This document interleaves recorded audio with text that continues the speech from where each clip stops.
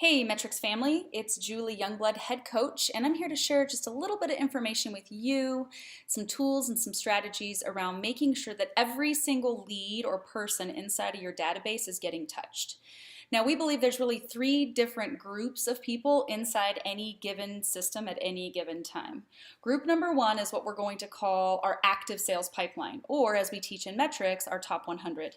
These are the leads that our agents have basically cherry picked to actively work on with some on purpose, very intentional follow up.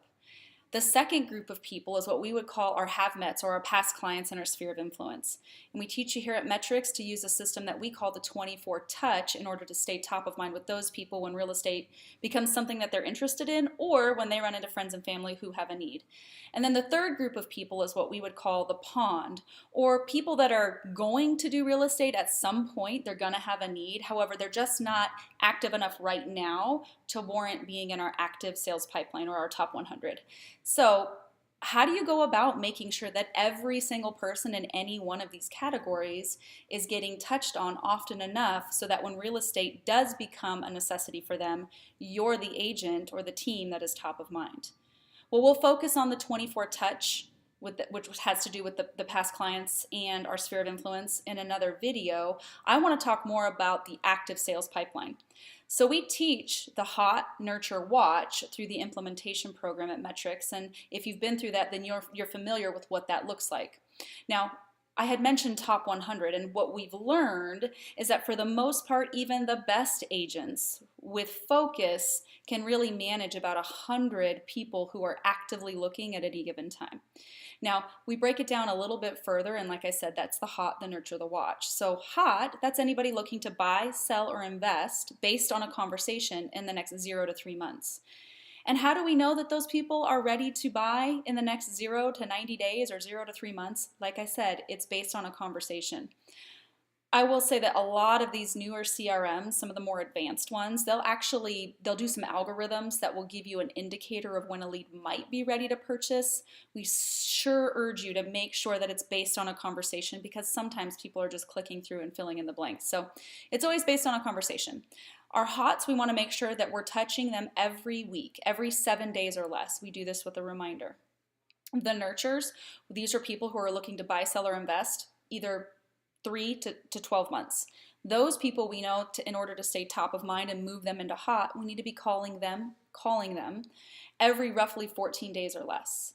And then we've got our watches, and these are anybody who's looking to buy, sell, or invest 12 months or more. And we know that as long as we stay in touch with them or call them at least every 30 days or less, we'll have the opportunity to stay top of mind and also move them from that watch to the nurture and eventually into the hot. Here's some of the things that we know.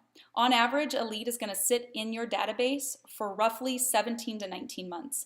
That means that today when a lead lands in there, there's going to be some that are ready to buy today. There's going to be some that are ready to do something in 5 years. We want to be top of mind with all of those.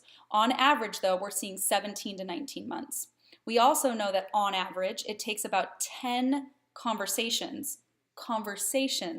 in order for a lead to become a client. So if you do the math on the 17 to 19 months and this person starts as a watch, you're going to have 3 or 4 attempts.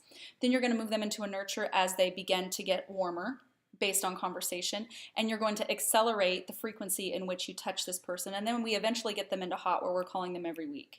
Now, on average, when I ask this question of the teams that we coach, I say, how many phone calls do you typically make between conversations? I think it's important to recognize that. And this is all done through reminders, by the way.